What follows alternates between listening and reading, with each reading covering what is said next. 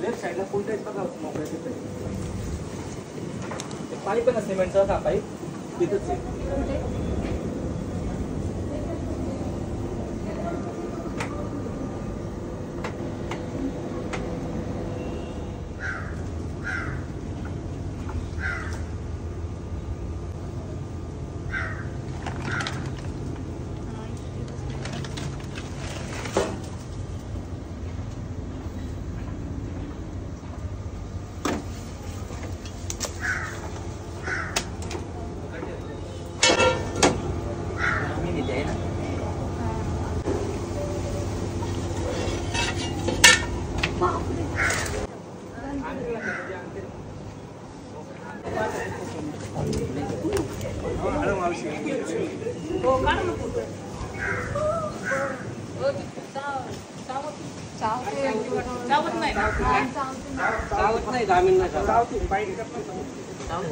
प्रत्येक छाप चावतो, धामण पण चावते.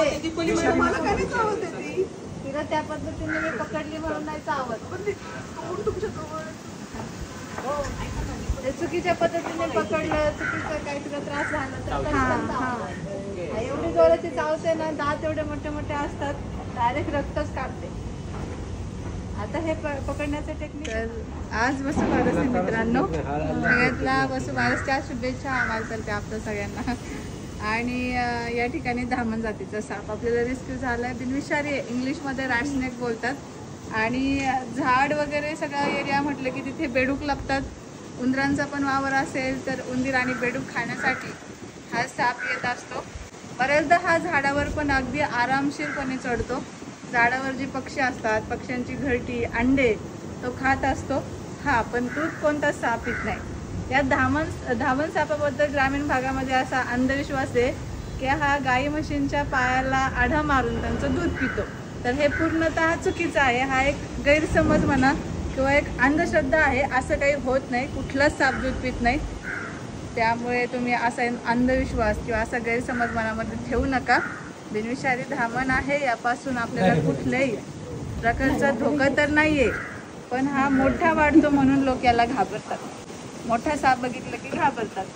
धामण खूप मोठा वाढतो, तो आपल्याला घाबरतो आणि आपण त्याला घाबरतो.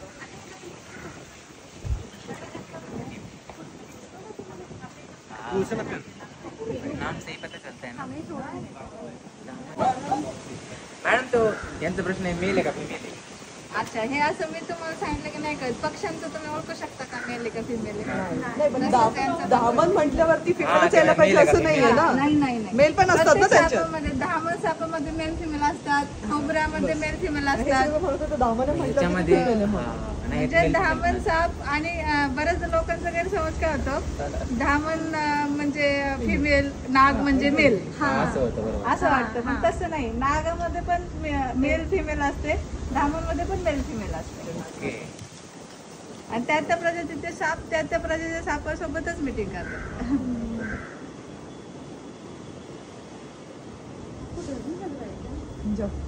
आता ती शांत झाली. पकडली तेव्हा कशी जंप मारत होती ना, पकडली तेव्हा मोठ्या मोठ्या उड्या मारत होती. आता तिला कळालं मला काही धोका नाही, त्यामुळे आता बघा ती किती शांत झाली.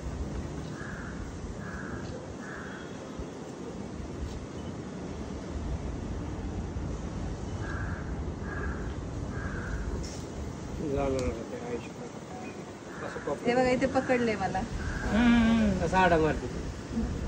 आडा म्हणजे हे नॉर्मल पकडले तिने, जास्त काही जोरात नाही पकडले. हे असं मी सोडू शकते. हे बघा हाताने अलगद. आपल्यापेक्षा काय त्यांची ताकद जास्त नाहीये. हे सुटला.